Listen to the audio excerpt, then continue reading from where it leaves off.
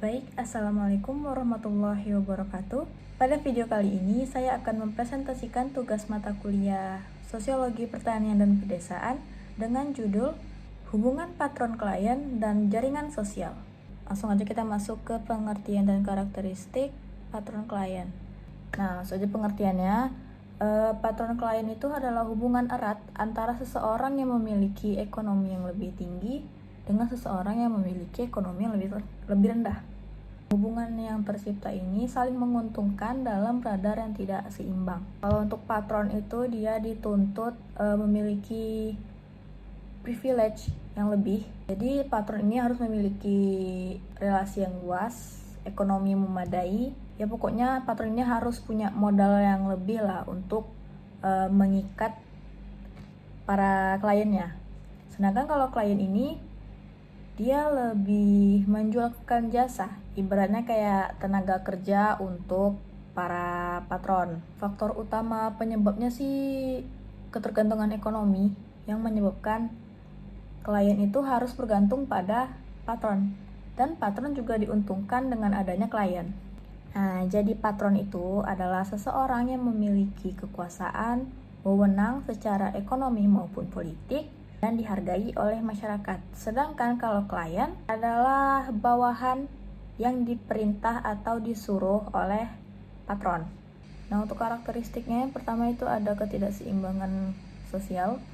Itu tadi, yang satu ekonominya tinggi, yang satu ekonominya rendah. Yang kedua itu ada resiprokal atau resiprositas. Bisa dibilang sebagai hubungan timbal balik antara patron dan klien. Jadi kan si patron itu udah memberikan modal lah istilahnya ke klien, dan klien membalas dengan tenaga kerja, kesetiaan, ataupun kalau di pertanian itu memberikan hasil panennya kepada si patron. Mungkin nggak memberikan secara cuma-cuma, tapi itu lebih dijual dan harga jualnya ditentukan oleh si patron, karena patron ini udah memberikan modal kepada si petani tersebut. Lanjut ada loyalitas. Ya, loyalitas itu lebih ke ikatan emosional antar si klien dengan patron. Karena si patron udah memberikan modal keberlangsungan hidup kepada si klien dan klien merasa berhutang budi. Itu juga termasuk strategi si patron buat mengikat klien secara utuh, biar si kliennya itu terus-terusan ngerasa hutang budi sama si patron. Lanjut ada personal. Personal itu kurang lebih sama kayak loyalitas, ikatan emosional, hutang budi, pokoknya ngerasa punya tanggung jawab sama patron. Dan karakteristik yang terakhir ada dependensi.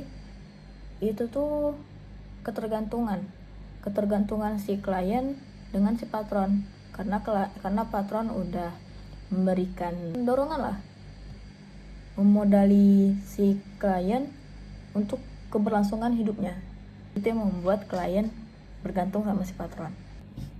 Lanjut kita masuk peran patron dan klien. Untuk peran patron dulu. Patron itu kalau di masyarakat desa, elit desa, pemilik lahan, sama tengkulak atau toke.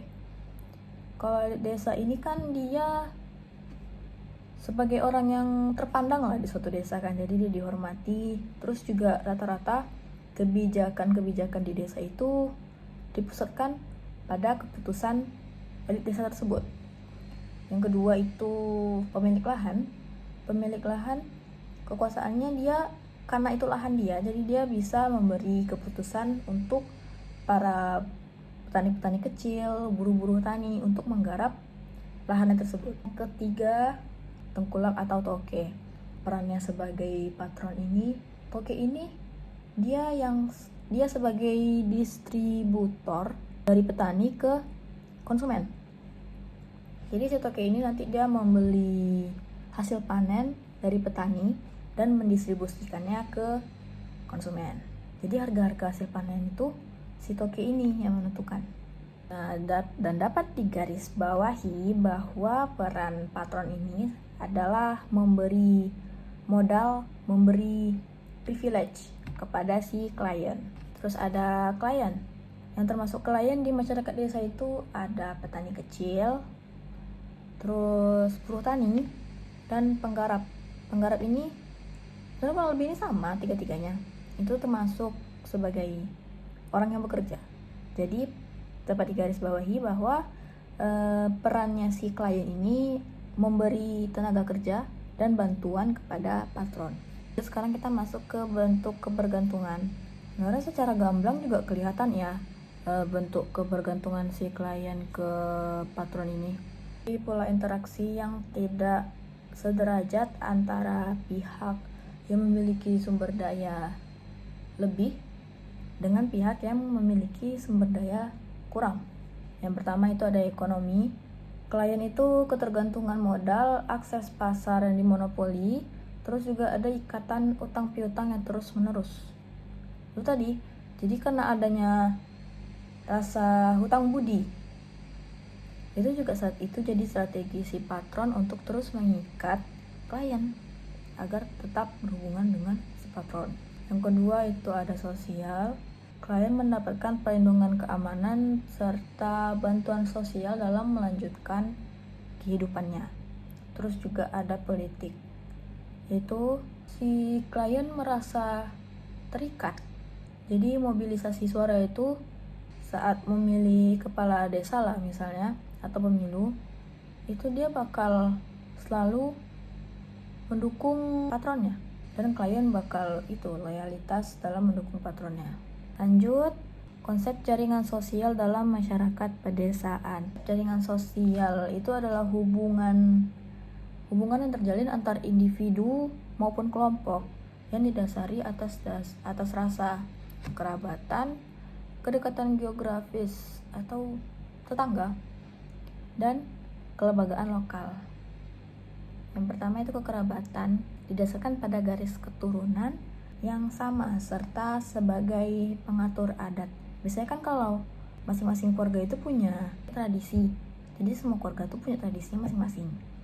Yang masuk ke kerabatan di sini tuh orang tua, saudara, ataupun kerabat lainnya kayak om, tante, sepupu gitu. Kedua ada tetangga. Itu terbentuk karena lingkungan masyarakat yang tinggal berdekatan.